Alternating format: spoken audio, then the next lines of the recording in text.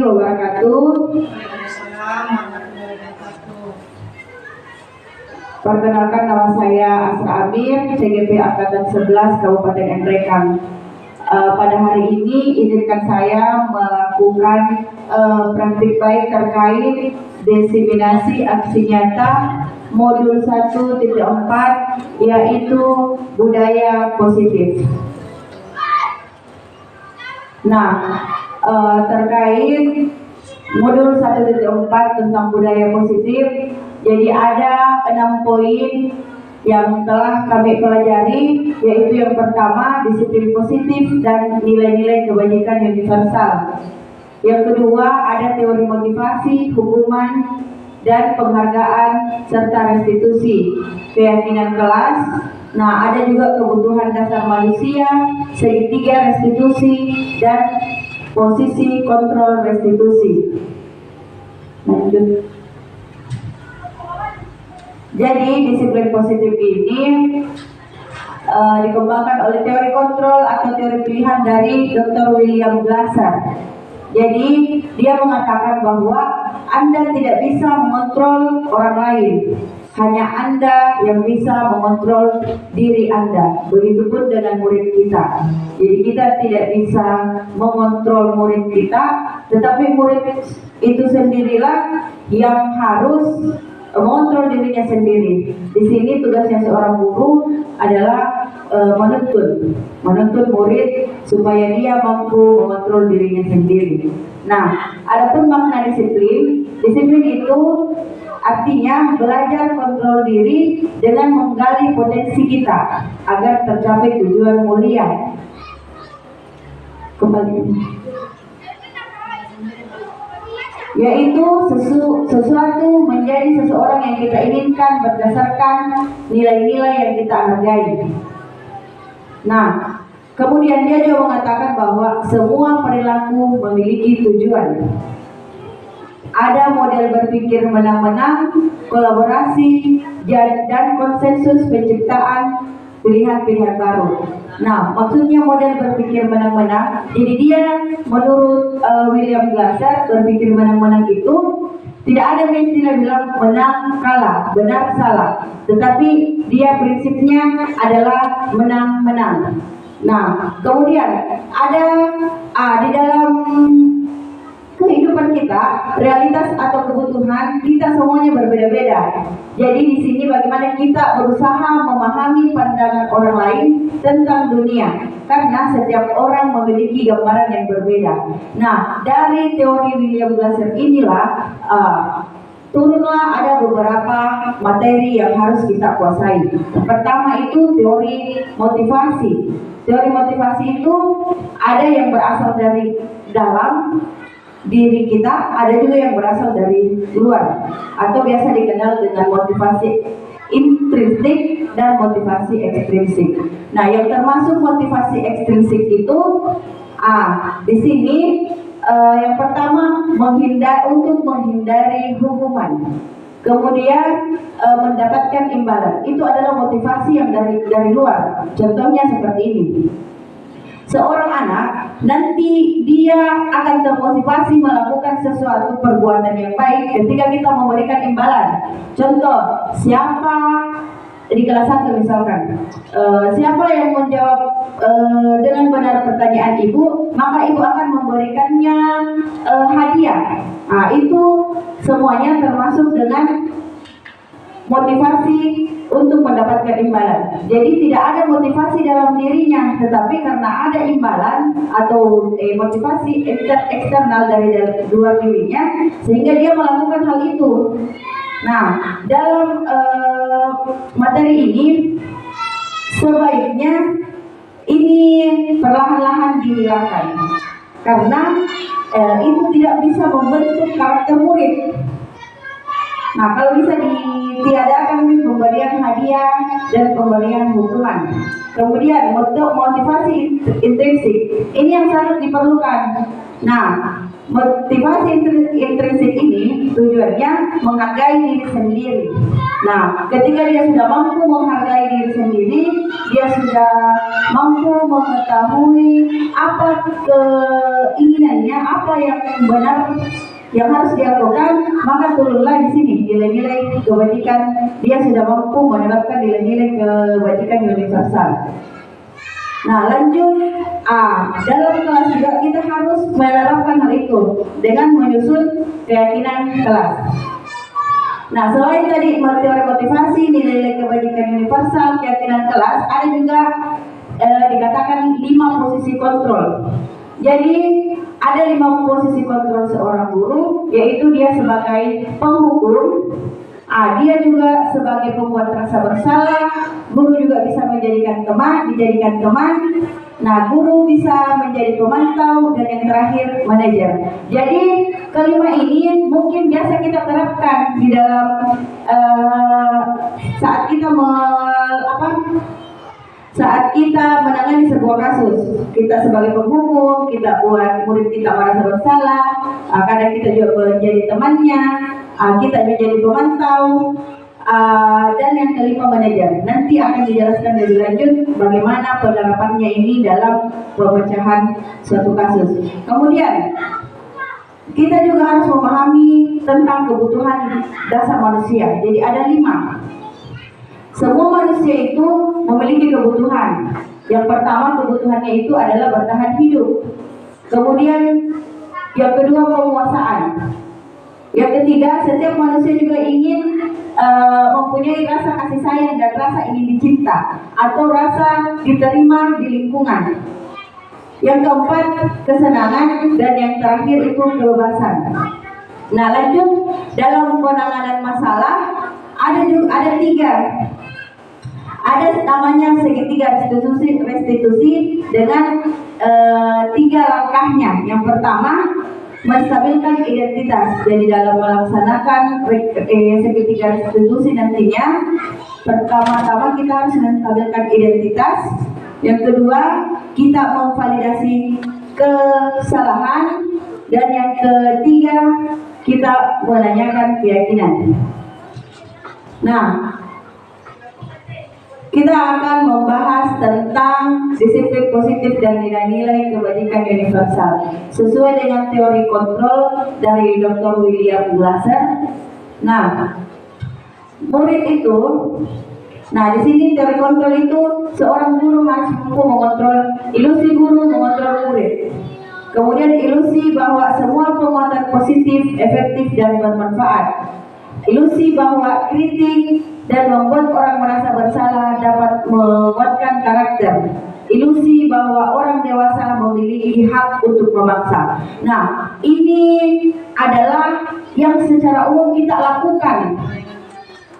Ini adalah pendapat kita, pandangan kita bahwa guru itu dia yang harus mengontrol murid, guru itu dia yang harus memaksa murid, gurulah yang paling benar di sini. Tapi pada kenyataannya tidak seperti itu. Nah, makanya di sini kita harus merubah paradigma kita dalam melakukan pembelajaran. Nah, di sini pertanyaannya, bagaimana seseorang bisa berubah dari paradigma stimulus respon kepada pendekatan teori kontrol? Nah, di sini stimulus respon dan teori kontrol. Biasanya yang kita lakukan adalah ini. Stimulus respon. Nah, seharusnya ini. Nah, realitas atau kebutuhan kita sama. Untuk teori kontrol, kebutuhan kita itu berbeda. Jadi ini adalah perbandingan antara stimulus respon dan teori kontrol. Nah, kemudian yang kedua, semua orang melihat hal yang sama. Itu untuk stimulus responnya. Sedangkan teori kontrol, setiap orang memiliki gambaran atau pandangan yang berbeda. Yang ketiga, kita mencoba mengubah orang agar berpandangan sama dengan kita.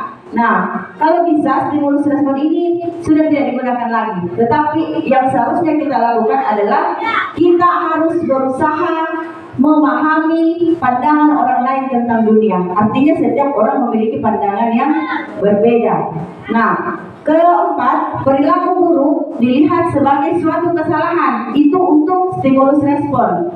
Nah, yang seharusnya menurut teori kontrol, semua perilaku itu tidak ada yang buruk, tetapi semua perilaku itu memiliki tujuan. Nah, kemudian yang kelima, orang lain bisa mengontrol saya. Itu menurut stimulus respon. Sedangkan teori kontrol, hanya kita yang bisa mengontrol diri kita sendiri. Yang keenam, saya bisa mengontrol orang lain. Tetapi dalam teori kontrol, kita itu tidak bisa mengontrol orang lain. Nah, selanjutnya, pemaksaan ada pada saat rujukan gagal. Nah, tidak seperti itu.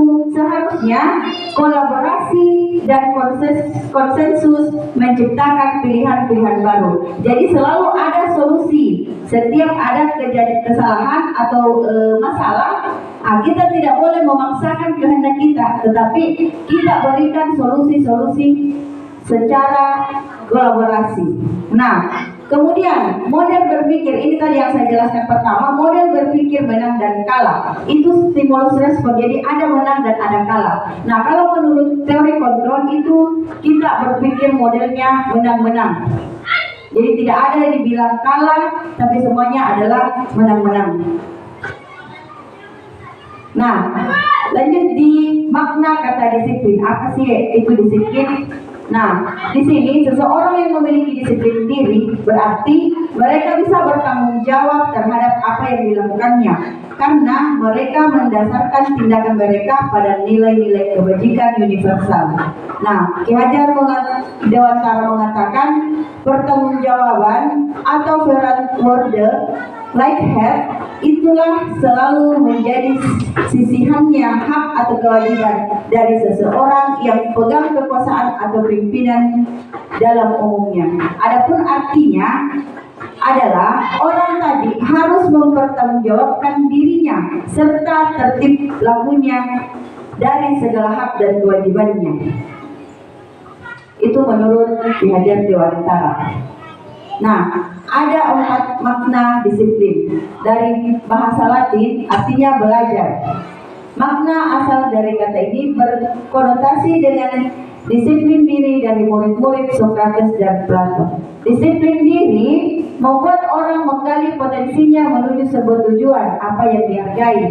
Namun dalam budaya kita, makna disiplin telah berubah menjadi sesuatu yang dilakukan seseorang pada orang lain untuk mendapatkan kepatuhan. Jadi kuncinya, poinnya adalah bagaimana seseorang bisa patuh terhadap apa aturan yang ada. Kecenderungan umum adalah menghubungkan kata disiplin dengan ketidaknyamanan, bukan dengan apa yang kita hargai atau pencapaian suatu tujuan mulia. Jadi di sini ada orang yang tidak disiplin karena dia merasa tidak nyaman. Padahal kita harusnya disiplin itu di sini poinnya. Bagaimana kita bisa patuh dalam melaksanakannya. Nah, nilai-nilai kebajikan adalah sifat-sifat positif manusia yang merupakan tujuan mulia yang ingin dicapai oleh setiap individu. Adapun nilai-nilai kebajikan universal, yang pertama itu setiap perilaku atau tindakan memiliki suatu tujuan. Itu nilai-nilai kebajikan universal. Yang kedua, dengan mengaitkan nilai-nilai kebajikan yang diyakini seseorang, maka motivasi intrinsiknya akan terbangun sehingga menggerakkan motivasi dari dalam untuk dapat mencapai tujuan mulia yang diinginkan. Ini yang saya maksud tadi. Jadi beda maknanya ketika motivasinya itu berada dari luar dengan dari dalam dirinya sendiri, beda sekali. Karena dia melakukan sesuatu karena ingin mendapatkan imbalan atau ada yang ingin dia dapatkan. Berbeda ketika dari dalam dirinya sendiri, meskipun kita tidak berbicara banyak, dia sudah sadar sendiri bahwa apa yang akan saya lakukan ini adalah sesuatu perbuatan yang sudah baik sesuai dengan nilai-nilai kebajikan. Nah, nilai-nilai kebajikan yang ingin dicapai oleh setiap anak Indonesia kita kenal dengan profil pelajar Pancasila. Nah, jadi kita diterangkan di sini tentang profil pelajar Pancasila. Yang mana itu? Beriman, bertakwa kepada Tuhan Yang Maha Esa, dan berakhlak mulia. Ada mandiri, bernalar kritis, berkebinekaan global, bergotong royong, dan kreatif. Inilah profil pelajar Pancasila yang ingin kita capai dalam penerapan kurikulum Merdeka ini. Nah, apa sih makna dari nilai-nilai kebajikan? Nah, nilai-nilai kebajikan itu sifat-sifat positif manusia yang merupakan tujuan yang ingin dicapai setiap individu. Seperti yang dikemukakan oleh Dr. William Glasser, menyatakan bahwa setiap perbuatan pasti memiliki tujuan. Kemudian untuk Dan Gosen mengemukakan bahwa dengan mengaitkan nilai-nilai kebajikan yang diyakini seseorang, maka motivasi intrinsiknya akan terbangun sehingga menggerakkan motivasi dari dalam untuk mendapatkan tujuan mulia yang diinginkan. Lanjut, ada 3 motivasi perilaku manusia. Nah, yang pertama untuk menghindari ketidaknyamanan atau hukuman. Yang kedua, untuk mendapatkan imbalan atau penghargaan dari orang lain. Nah, saya mau tanya dulu, untuk poin pertama, untuk menghindari ketidaknyamanan atau hukuman, itu termasuk motivasi ekstrinsik atau intrinsik? Motivasi ekstrinsik. Kalau yang kedua, untuk mendapatkan imbalan atau penghargaan, termasuk motivasi apa? Ya, juga ekstrinsik karena dari luar. Nah, yang ketiga, untuk menjadi orang yang mereka inginkan dan menghargai diri sendiri dengan nilai-nilai yang mereka percaya. Itu adalah motivasi ya intrinsik. Jadi yang harus dikembangkan itu adalah poin ketiga ini. Nah, teori motivasi perilaku manusia. Nah, di sini tadi, apa yang akan terjadi apabila saya tidak melakukannya? Nah, ini salah satu contoh menghindari ketidaknyamanan atau hukuman. Itu tadi motivasi eksternal atau ekstrinsik. Di sini mendapatkan imbalan sama, kemudian untuk menghargai diri sendiri. Nah, di sini pertanyaan yang bisa muncul dalam benak murid kita, yaitu saya akan menjadi orang seperti apa apabila saya melakukannya. Jadi di sini ada pemikirannya murid bahwa kira-kira apa yang akan terjadi, apakah saya menjadi jadi itu adalah motivasi dari dalam dirinya, atau itulah tujuannya dari disiplin positif. Nah, ada juga yang di pertanyaan reflektif. Di sini saya akan membacakan, nanti Bapak Ibu yang menjawab. Iva kurang menguasai pelajaran matematika sehingga pada saat pelajaran tersebut berlangsung, dia lebih banyak berdiam diri atau menggambar di buku pelajarannya. Pada saat guru matematikanya, Pak Seno, menanyakan pertanyaan, Iva menjadi gugup dan tidak sengaja menjatuhkan tas dari kursinya, serta tiba-tiba menjadi gagap pada saat berupaya menjawab. Seluruh kelas pun tertawa melihat perilaku Iva yang bicara tergagap dan terkejut. Pak Seno pada saat itu membiarkan teman-teman Iva menertawakan, sehingga Iva yang tergagap malu luar biasa dan malahan meminta Iva untuk maju ke depan dan berdiri di depan kelas sambil menunjuk hidungnya karena tidak bisa menjawab pertanyaan Pak Seno. Kelas semakin gaduh dan anak-anak pun tertawa melihat Iva di depan kelas berpegang ujung hidungnya. Nah, pertanyaannya, apakah Bapak Ibu setuju dengan tindakan Pak Seno tersebut? Tidak. Tidak. Kenapa? Kenapa Ibu tidak setuju? Saya tidak setuju dengan tindakan Pak Seno pada Iva karena tindakan di sini membiarkan temannya si Iva menertawakan Iva IFA sehingga IFA merasa gugup, merasa malu, apa tadi, tergagap. Iya. Nah, kemudian di sini meminta IFA untuk berdiri di depan kelas sambil menunjuk hidungnya. Hal ini menurut saya tidak pantas dan ada hal yang merendahkan. Guru seharusnya di sini bagaimana dia menciptakan lingkungan belajar yang nyaman, mendukung tanpa membeda-bedakan muridnya, dan adanya rasa kasih sayang. Tindakan tersebut jelas merupakan bentuk hukuman kalau saya. Terima kasih. Baik, terima kasih Ibu. Jadi menurut Ibu Erna tadi bahwa dia tidak setuju terkait tindakan Pak Seno terhadap IFA. Ya, betul sekali, karena di sini poinnya seorang guru itu bukan untuk mempermalukan muridnya, tetapi bagaimana seorang guru harus menumbuhkan rasa semangat dalam diri muridnya dalam melakukan pembelajaran. Nah, betul sekali yang dikatakan bahwa yang dilakukan Pak Seno itu hukuman. Kenapa hukuman?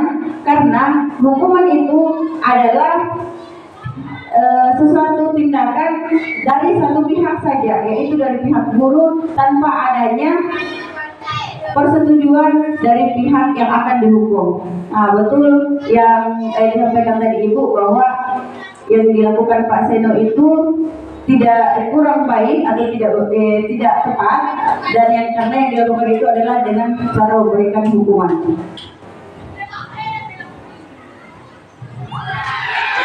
Nah, kita masuk di apa itu hukuman. Hukuman bersifat tidak terencana atau tiba-tiba. Anak atau murid tidak tahu apa yang akan terjadi dan tidak dilibatkan. Itu adalah hukuman. Hukuman bersifat satu arah dari pihak guru yang memberikan, dan murid hanya menerima suatu hukuman tanpa melalui kesepakatan atau pengarahan dari pihak guru, baik sebelum atau sesudahnya. Hukuman yang diberikan bisa berupa fisik maupun psikis. Murid, anak disakiti oleh suatu perbuatan atau kata-kata, itu adalah hukuman. Berarti poinnya, kuncinya hukuman adalah bersifat satu arah dan pihak yang memberikan dan pihak guru yang memberikan. Itu poinnya hukuman.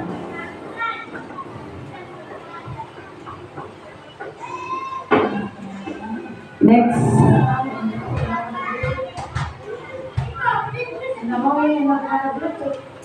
Oh.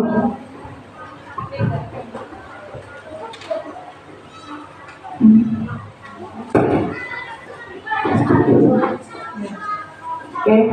Nah, lanjut di konsekuensi. Hukuman fisik itu ya kata-kata. Iya, kalau hukuman itu bisa sesuatu perbuatan, tindakan, atau bisa berupa dengan kata-kata. Nah, kita lanjut di konsekuensi.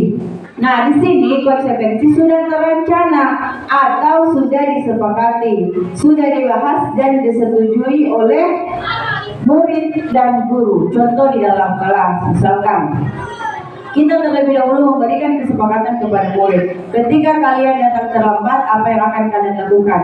Nah, di situ kita sepakati apa tindakan apa. Misalkan ketika dia terlambat, ketika dia tidak membersihkan kelas sesuai dengan jadwalnya, maka disepakati bahwa dia akan membersihkan misalkan belakang kelas. Itu sudah disepakati antara guru dengan murid. Jadi bedanya tadi dengan hukuman itu langsung to the point. Seperti itu. Nah, di sini umumnya bentuk-bentuk konsekuensi dibuat oleh pihak guru atau sekolah, dan murid mengetahui sebelumnya, seperti aturan sekolah. Pada konsekuensi, murid tetap dibuat tidak nyaman untuk jangka waktu yang pendek. Konsekuensi biasanya diberikan berdasarkan suatu data yang umumnya dapat diukur. Misalkan, setelah 3 kali tugasnya tidak diselesaikan pada batas waktu yang diberikan, murid melakukan kegiatan di luar kegiatan pembelajaran, misalkan mengobrol, maka murid tersebut akan kehilangan waktu bermain. Nah, seperti pada saat tidak diistirahatkan pada saat jam istirahat ketika tugasnya tidak selesai atau ada aturan di dalam kelas yang tidak dia laksanakan. Lanjut. Nah, apa itu restitusi? Nah, restitusi proses menciptakan kondisi murid untuk memperbaiki kesalahan mereka sehingga mereka bisa kembali pada kelompok mereka dengan karakter yang lebih kuat. Itu menurut Gosen.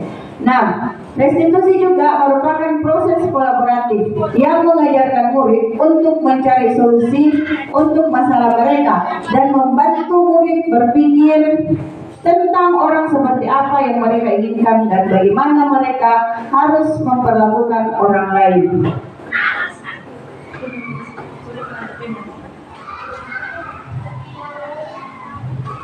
Nah, ada 9 ciri-ciri restitusi. Yang pertama, restitusi bukan untuk menebus kesalahan, tetapi belajar dari kesalahan.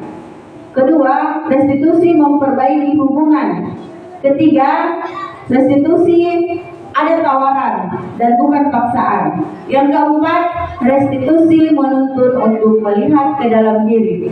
Kelima, restitusi mencari kebutuhan dasar yang mendasari tindakan. 6. Restitusi diri adalah cara yang paling baik. Restitusi fokus pada karakter bukan tindakan.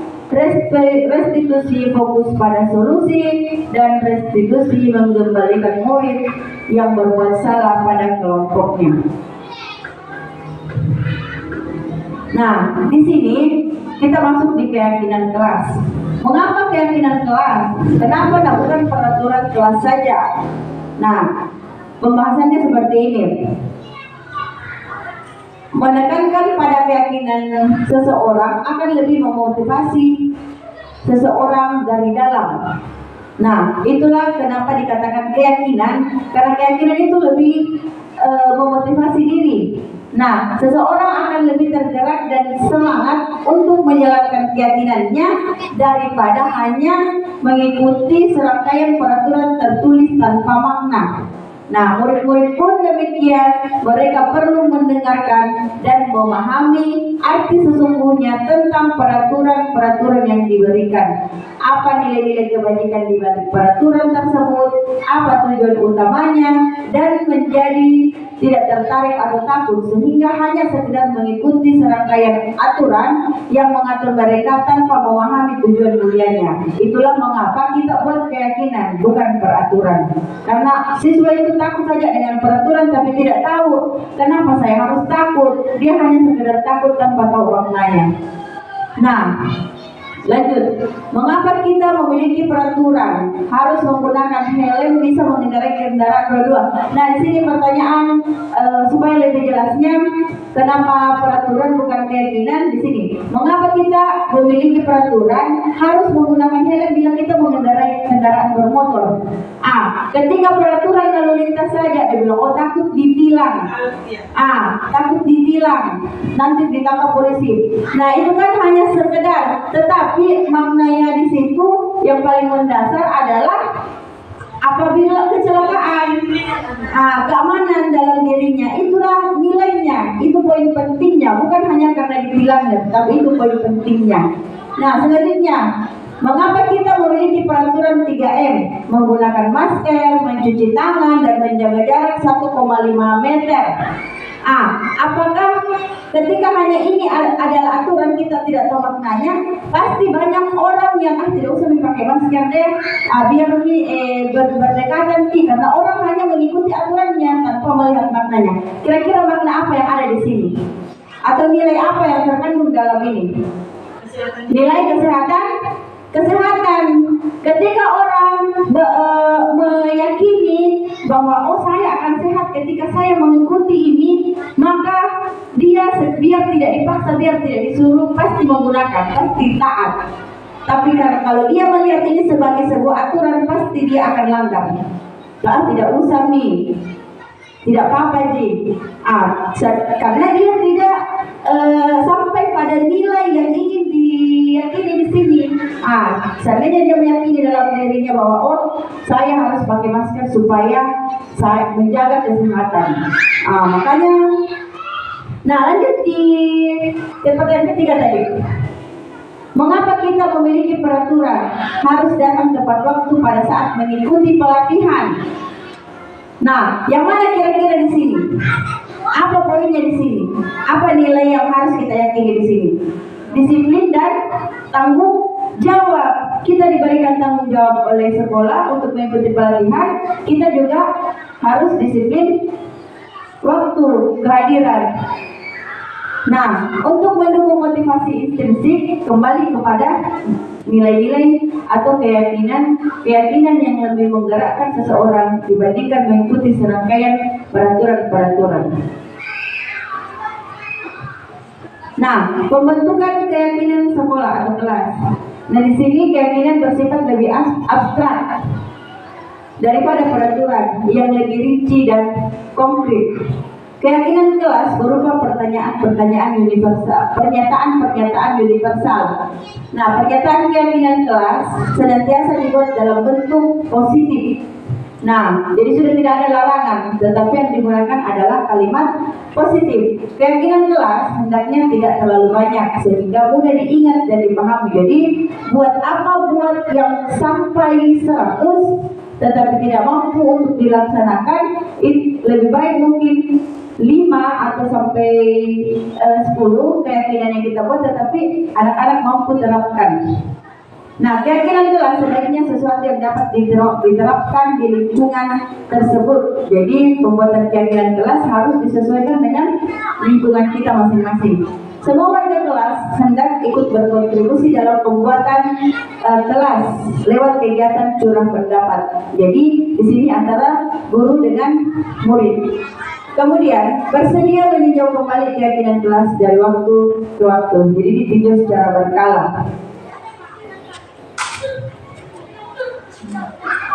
Nah, kita masuk di 5 kebutuhan dasar manusia. Nah, kebutuhan dasar manusia itu pertama bertahan hidup atau survival. Itu dalam diri kita sendiri, kebutuhan untuk bertahan hidup. Yang kedua, kasih sayang dan rasa diterima di lingkungan. Nah, mungkin ada beberapa murid yang tidak mendapatkan kasih sayang di lingkungan rumahnya, sehingga di sekolah kita harus memperhatikan hal itu. Nah, kemudian kesenangan, kebebasan, dan juga penguasaan. Itu adalah 5 kebutuhan kita sebagai seorang manusia.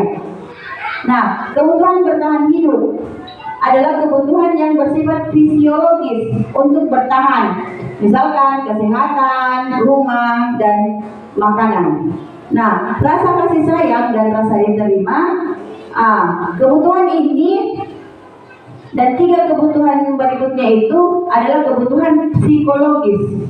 Kebutuhan untuk disayangi dan diterima meliputi kebutuhan akan hubungan koneksi dan ekonomi sosial, kebutuhan untuk memberi dan menerima kasih sayang, dan kebutuhan untuk merasa menjadi bagian dari suatu kelompok. Kebutuhan ini juga meliputi keinginan untuk tetap terhubung dengan orang lain seperti teman, keluarga, pasangan hidup, tempat kerja, binatang peliharaan, dan kelompok di mana kita tergabung. Penguasaan atau pengakuan atas kemampuan. Kebutuhan ini berhubungan dengan kekuatan untuk mencapai sesuatu, menjadi kompeten, menjadi terampil, diakui atas prestasi dan keterampilan kita, didengarkan dan memiliki rasa harga diri. Lanjut, kebebasan, kebutuhan akan pilihan. Jadi di sini bagaimana anak-anak diberikan kebebasan? Di sini anak-anak dengan kebutuhan kebebasan yang tinggi menginginkan pilihan. Mereka perlu banyak bergerak, suka mencoba-coba, tidak terlalu terpengaruh orang lain, dan senang mencoba hal baru. Kesenangan, kebutuhan untuk merasa senang. Untuk mencari kesenangan, bermain dan tertawa. Bayangkan hidup tanpa kenikmatan apapun betapa menyedihkan. Belasan menghubungkan kebutuhan akan kesenangan dengan belajar. Nah, di sini saya kecewa sekali denganmu. Kira-kira di sini poinnya yang mana? Apakah dia pemantau, pembuat orang rasa posisi kontrol? Kita bahas posisi kontrol ini. Nah, ketika kita memberikan pernyataan kepada murid kita, saya kecewa sekali denganmu. Nah, kira-kira di sini posisi kontrol kita yang mana di sini? Membuat merasa bersalah. Nah, ini lagi. Ibu kejar aku karena ibu guru sayang aku. Di sini posisi yang mana di sini? Yang mana? Cinta dan kasih, cinta dan kasih sayang. Selanjutnya, aku bosan belajar mewarnai terus di dalam kelas. Mereka membutuhkan apa di sini? Kebebasan. Dia membutuhkan kebebasan. Apa lagi? Nah, jadi itu tadi kita harus melihat apa kebutuhan murid kita. Jadi jangan kalau dilihat tidak senangnya di dalam kelas langsung kita marahin. Tetapi harus kita ingat kembali pada kebutuhan dasar manusia. Oh, mungkin anak ini membutuhkan kebebasan, mungkin anak ini butuh diperhatikan. Nah, jadi ada 5 posisi kontrol: sebagai penghukum, pembuat rasa bersalah, sebagai teman, sebagai pemantau, dan terakhir sebagai manajer. Oke. Nah, pertama sebagai penghukum. Dalam posisi ini, individu yang memiliki kontrol berusaha memaksa atau mengancam seseorang untuk mengikuti perintah atau aturan. Pendekatan ini didasarkan pada hukuman, sanksi, atau ancaman negatif. Contohnya seorang guru. Contohnya seorang guru yang menggunakan hukuman fisik atau ancaman untuk mengendalikan perilaku siswa. Itu adalah penghukum. Sebaiknya ini sudah dihilangkan di lingkungan seperti di lingkungan kita untuk menghukum secara fisik. Nah, pembuat rasa bersalah. Pada posisi ini, guru akan berkata lemah lembut. Guru akan menciptakan keheningan yang membuat orang lain merasa tidak nyaman, rasa bersalah, bahkan rendah diri. Nah, posisi kontrol tersebut berdampak pada penilaian diri yang buruk. Murid akan merasa bersalah dan tidak berharga. Nah, tidak seperti dampak posisi penghukum, murid dapat menumpahkan segala amarah meskipun dengan cara negatif. Murid dengan perasaan tertekan seperti ini yang tiba-tiba dapat meletus amarahnya sehingga dapat menyakiti orang lain. Nah, sebagai teman, guru tidak akan menyakiti murid, namun akan tetap berupaya mengontrol melalui persuasi.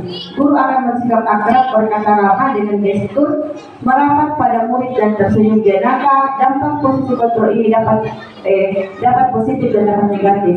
Kenapa dikatakan dapat positif dan dapat negatif?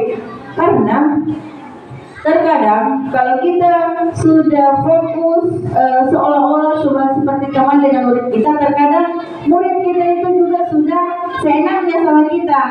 Nah, di situ letak negatifnya. Untuk positifnya, di situ murid lebih leluasa menceritakan ketika ada masalah yang dihadapi. Ketika kita lebih friendly sama dia, maka murid akan tidak terbebani untuk menceritakan masalahnya. Tetapi kalau terlewat, murid juga bisa langsung sudah tidak menganggap diri tak lagi. Biar disapa seperti teman di luar sana juga. Ketika sebagai teman itu terlalu artinya ketika kita terlalu menerapkan ini posisi kontrol sebagai teman, bisa saja berperilaku positif dan negatif. Nah, pemantau. Ketika mengawasi, guru bertanggung jawab atas perilaku murid-murid yang diawasi. Posisi pemantau berdasarkan peraturan-peraturan dan konsekuensi. Dengan menggunakan sanksi atau konsekuensi, guru dapat memisahkan hubungan pribadi dengan murid. Posisi tersebut berawal dari teori stimulus respon yang menunjukkan tanggung jawab guru dalam mengontrol murid. Nah, sebagai manajer, posisi di mana guru melakukan sesuatu bersama murid, mempersilahkan murid mempertanggungjawabkan perilakunya, mendukung murid agar dapat menemukan solusi atas permasalahan sendiri. Jadi kelima tadi posisi kontrol, kira-kira Bapak Ibu yang mana yang paling baik digunakan di lingkungan sekolah kita? Posisi kontrol sebagai manajer, itulah yang paling baik diterapkan dalam lingkungan sekolah kita. Nah, segitiga restitusi. Nah, baik, segitiga restitusi. Segitiga restitusi adalah suatu proses dialog yang dijalankan oleh guru atau orang tua agar dapat menghasilkan murid yang mandiri dan bertanggung jawab. Ini adalah segitiga restitusi. Jadi tahapan segitiga restitusi itu ada 3. Pertama, menstabilkan identitas. Kedua, validasi tindakan yang salah. Yang ketiga, menanyakan keyakinan. Nah, seperti apa itu menstabilkan identitas? Bisa diberikan kata-kata seperti ini. Berbuat salah itu tidak apa-apa. Tidak ada manusia yang sempurna. Ibu juga pernah melakukan hal seperti itu. Kita bisa menyelesaikan masalah ini. Nah, Bapak Ibu tidak tertarik mencari siapa yang salah, tapi Bapak Ibu ingin mencari solusi atas permasalahan. Kamu berhak merasa seperti itu. Apakah kamu sedang menjadi teman yang baik buat diri sendiri? Nah, beberapa pernyataan-pernyataan ini adalah kata-kata yang bisa digunakan untuk menstabilkan identitas murid yang melakukan kesalahan. Nah, untuk validasi tindakan yang salah, ada beberapa pernyataan yang bisa digunakan, yaitu padahal kamu bisa melakukan yang lebih buruk dari ini ya. Nah, kamu pasti punya alasan mengapa melakukan hal itu. Kalau saya yang sering saya gunakan ini, kamu pasti punya alasan mengapa melakukan itu. Jadi di sini kita memvalidasi tindakannya, apa sebenarnya keinginannya anak. Kemudian kamu patut bangga pada dirimu sendiri karena kamu telah melindungi sesuatu yang penting buatmu. Contohnya ada temannya yang mengambil pulpennya tanpa meminjam dan dia marah. Mungkin kata-kata ini tepat untuk diberikan. Kamu boleh mempertahankan sikap itu, tapi kamu harus menambahkan sikap yang baru. Nah, untuk menanyakan keyakinan, kita bisa memberikan pertanyaan. Apa yang kalian percaya, apa yang kamu percayai sebagai kelas atau keluarga? Apa yang kita percaya sebagai kelas atau keluarga? Apa nilai-nilai umum yang telah kita sepakati? Misalkan dia melakukan kesalahan di dalam kelas, nah kita bisa menanyakan, masih ingat tidak dengan keyakinan kelas yang sudah kita buat? Apa nilai-nilai yang kamu yakini di keyakinan kelas kita? Apa bayangan kita tentang kelas yang ideal? Kamu mau jadi yang seperti apa? Penting untuk menanyakan ke anak kehidupan seperti apa nantinya yang mereka inginkan. Apa kamu ingin menjadi orang yang sukses, bertanggung jawab, atau bisa dipercaya? Kebanyakan anak-anak akan mengatakan iya, tapi mereka tidak tahu bagaimana cara menjadi orang seperti itu. Jadi di sini guru dapat membantu dengan bertanya, seperti apa jika mereka menjadi orang seperti itu. Ketika anak sudah mendapatkan gambaran yang jelas tentang orang seperti apa yang mereka inginkan, guru dapat membantu anak-anak tetap fokus pada gambaran tersebut. Nah, ini lah yang dimaksud dengan segitiga restitusi. Nah, jadi intinya yang harus kita lakukan, pertanyaan saya adalah, apakah segitiga restitusi ini bisa dimulai dengan validasi tindakan yang salah terlebih dahulu, atau harus berurut? Nah, harus berurut. Jadi kita tidak boleh menanyakan keyakinan dulu sebelum kita menstabilkan identitasnya. Nah, kita tidak boleh melakukan validasi tindakan yang salah ketika kita belum stabilkan identitas. Jadi kita stabilkan identitasnya dulu, kemudian kita validasi tindakannya, kesalahannya, kemudian kita tanyakan keyakinannya atau komitmennya nanti seperti apa. Nah, jadi itulah tadi materi tentang budaya positif. Semoga apa yang saya sampaikan bisa kita laksanakan dan bisa kita terapkan baik dalam kelas kita masing-masing maupun di lingkungan sekolah kita. Siapa tahu ada yang ingin diskusikan atau Bapak Ibu pernah memiliki masalah, kemudian bagaimana cara penyelesaiannya. Ibu, Bapak. Asam? Nggak ada. Nggak ada ya? Ada ya? Nggak ada? Siapa tuh bilang, oh saya pernah menghadapi siswa yang nakalnya bukan main. Bisa mungkin diceritakan bagaimana penyelesaiannya? Terima kasih atas diberikan. Jadi dari pemaparan yang Ibu paparkan dari mulai tadi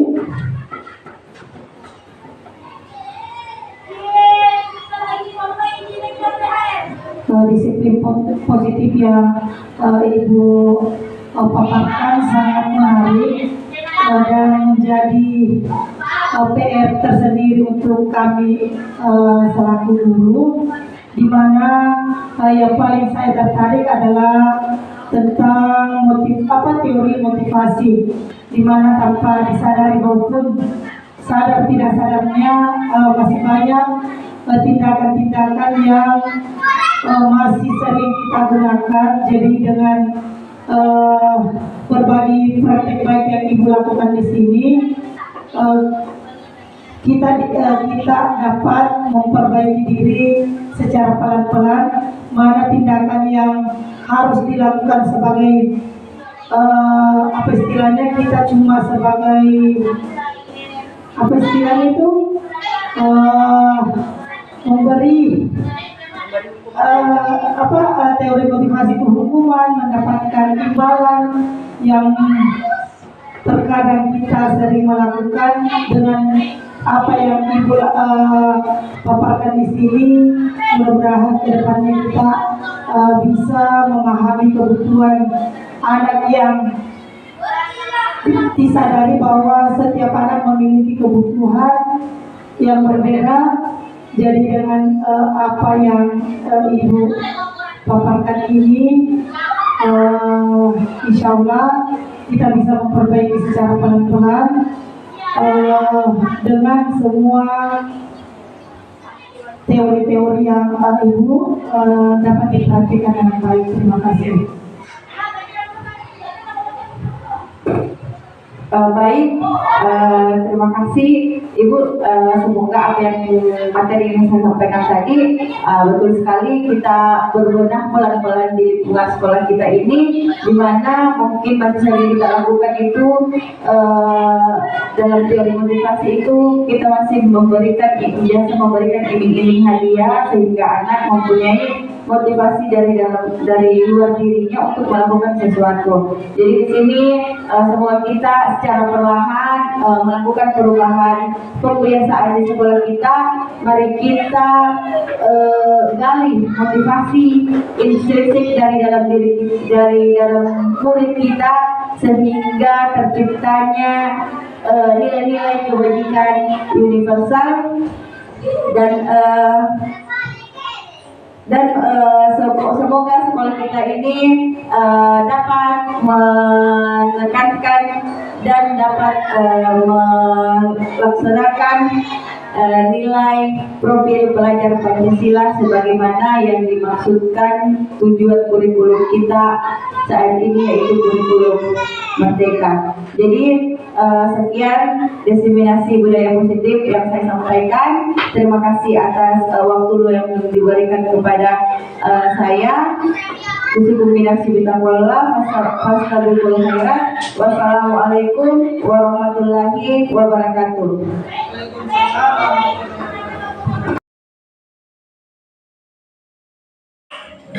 Assalamualaikum warahmatullahi wabarakatuh. Waalaikumsalam warahmatullahi wabarakatuh. Baiklah, pada hari ini sebelum kita memulai pembelajaran, terlebih dahulu kita harus membuat kesepakatan kelas. Dalam hal ini kesepakatan kelas nanti akan berubah menjadi keyakinan kelas. Nah, Ibu mau tanya dulu, ada yang tahu tidak apa itu keyakinan kelas? Ada yang tahu? Belum ya? Nah, kalau peraturan, ditahu peraturan? Tahu kan peraturan kan? Nah, peraturan itu berarti aturan yang diberlakukan dalam sekolah, dalam kelas. Itu aturan, berarti sesuatu yang harus kita lakukan, laksanakan, dan taati. Begitu kan? Nah, kalau di sini kita tidak akan membahas peraturan, tapi peraturannya nanti ini kita akan rubah menjadi keyakinan.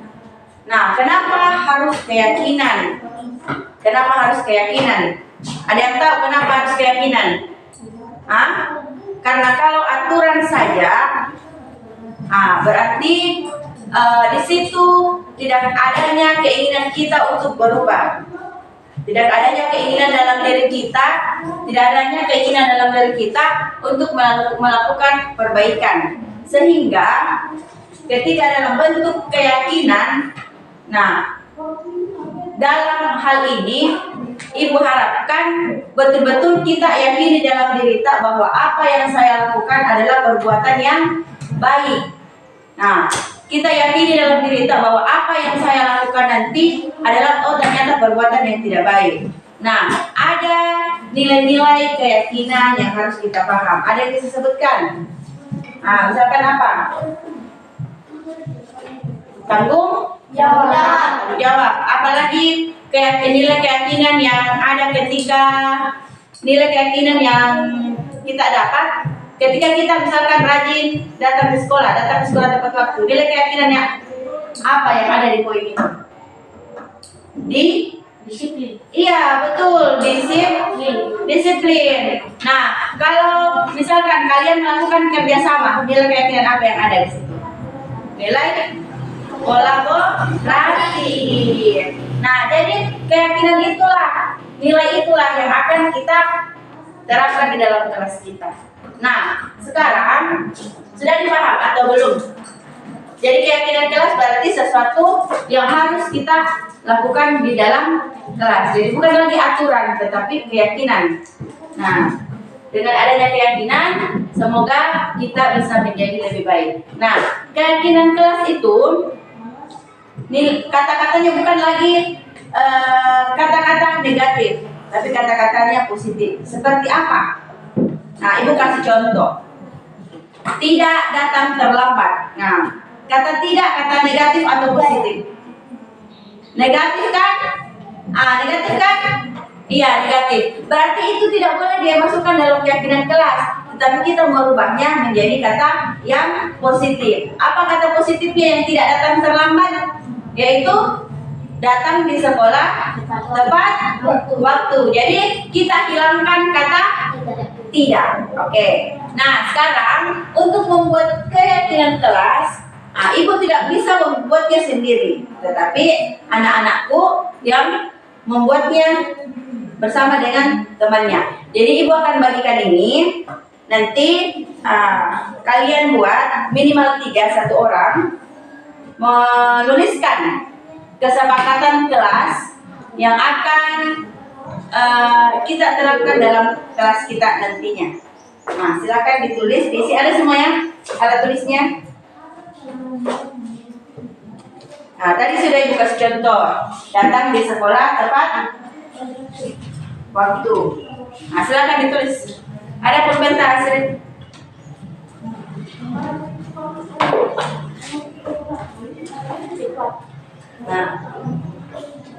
Ya.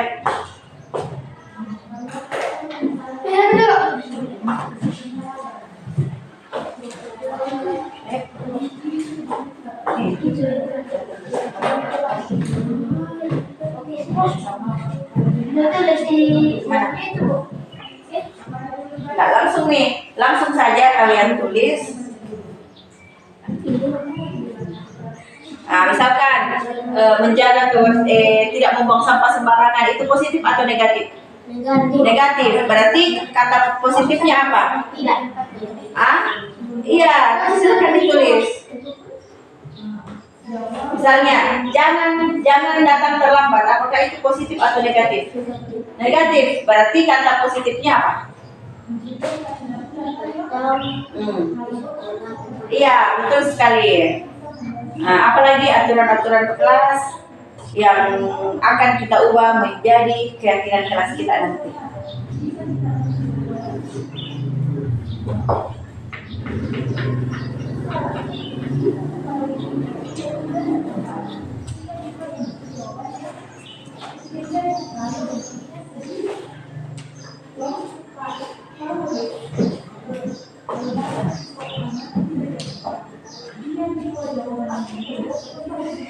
Sudah? Sudah berapa? Ya, tulis ya. Ingat, tidak menggunakan kata-kata negatif. Tidak menggunakan ya. Gambar itu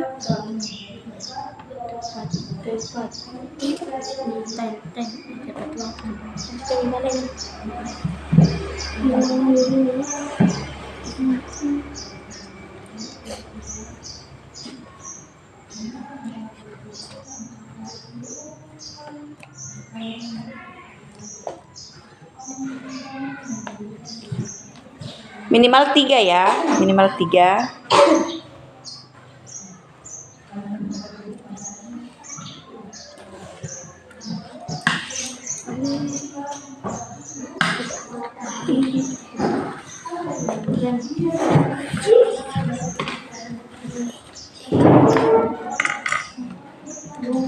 tidak menggunakan kata negatif. Iya, tidak menggunakan kata negatif. Kita gunakan kata yang positif. Tidak boleh menggunakan kata jangan ya. Kata tidak boleh juga. Kata-kata yang positif.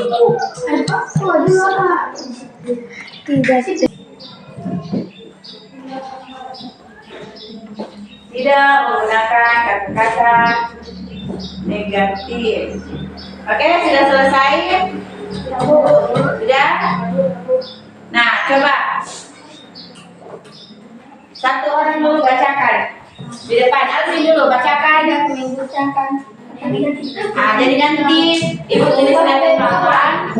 Yang mana yang double berarti. Coba. Apa itu Alvin? Coba dengarkan dulu temannya.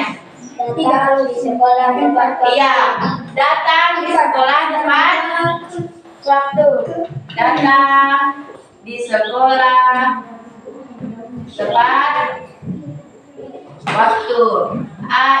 Ibu minta tulis namanya di sticky note-nya ya, tulis namanya di paling bawah atau paling atas boleh. Kita apa lagi? Membuang sampah pada Iya, membuang sampah pada tempatnya.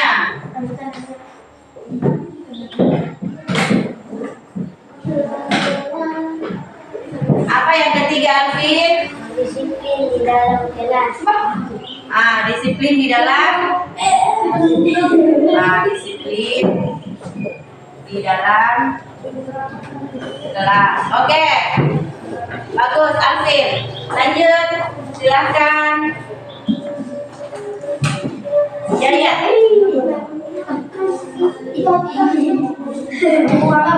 Coba bacakan ya. Datang Tepat waktu. Oke, datang di sekolah tepat waktu. Sudah ada. Tadi disebut Alvin. Oke, nomor 2. Membuang sampah pada Oke, membuang sampah pada tempatnya. 3. Disiplin di dalam sekolah. Iya, di dalam kelas. Oke. Lanjut, ini masih ada. 4. Menjaga kebersihan. Kebersihan kelas. Oke, menjaga kebersihan kelas. Ada poin tambahannya. Menjaga kebersihan. Tidak menggunakan. Oke, sekarang bagus ya. Sekarang Alma ini. Oke.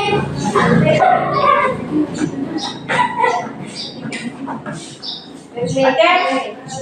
Datang ke sekolah tepat waktu.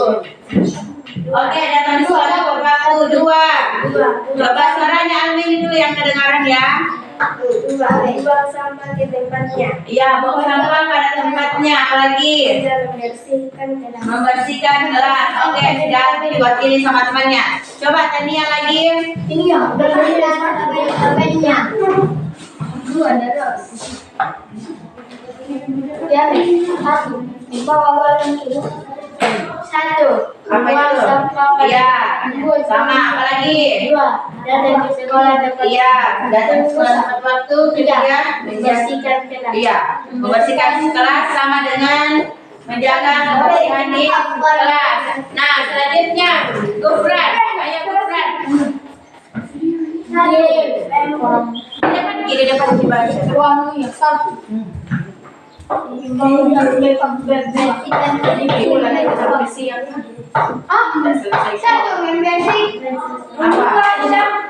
Ya, apa?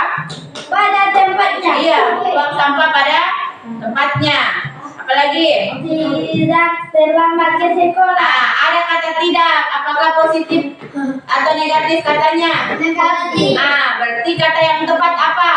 Positif. Datang di sekolah tepat waktu. Apalagi?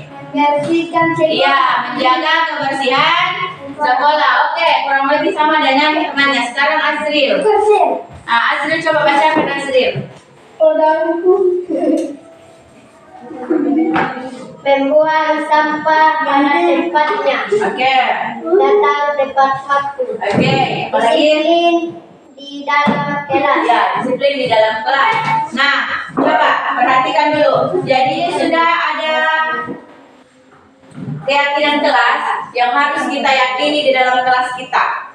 Nah, pertama datang di sekolah tepat waktu. Nilai yang ada di dalam poin pertama yaitu datang di sekolah tepat waktu adalah nilai apa? Disiplin. Disiplin. Nah, membuang sampah pada tempatnya. Nilai apa yang ada di situ? Yaitu apa? Kebersihan. Iya, kebersihan. Apalagi di sini disiplin di dalam kelas. Poinnya juga itu adalah disiplin. Nah, kalau sama ini menjaga kebersihan kelas. Kebersihan, apalagi poinnya selain kebersihan? Tanggung Jawab. Iya, berarti nilainya di sini adalah kebersihan dan Tanggung jawab. tanggung jawab. Jadi ini kalau kita ingin kelas tak baik dan kalau kita ingin ada perubahan dalam diri kita, Ibu harapkan laksanakan. Ini adalah keyakinan kelas. Apakah sudah disepakati atau tidak? Disepakati ya? Disepakati ya? Ya, Bu. Kalau sudah disepakati, berarti harus dilakukan. Kalau sudah disepakati, sudah disusun, sudah disepakati. Nah, tahap terakhirnya adalah dilakukan. Apakah cuma hari ini saja dilakukan? Setiap hari. Hari ini saja dilakukan? Tidak. Tidak, tetapi setiap hari. Oke, tepuk tangan untuk semuanya dulu. Nah, dan ini adalah keyakinan kelas kita. Semoga kita bisa melaksanakan keyakinan kelas kita ini dengan penuh rasa tanggung jawab. Nah, coba tempelkan sticky note-nya di situ, di satu orang. Diatur tertib. Yapi. Keping. Silakan maju ke depan satu orang, satu-satu ya. Tempel ke di sini yang kencang. Nah, ini dari Alvin. Ada namanya Alvin. Oke, lanjut. Azril.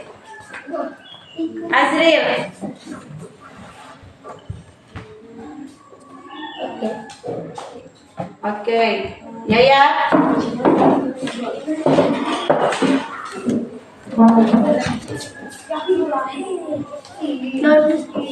Oke, Gufran. Aku kan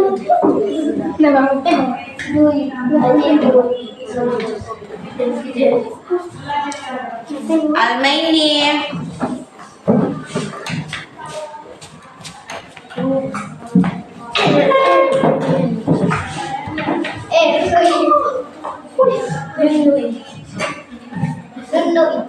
Oke, Tania.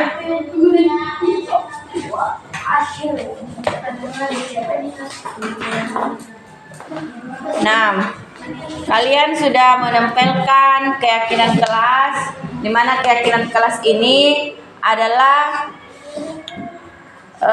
bentuk tanggung jawab yang harus kita lakukan, ya.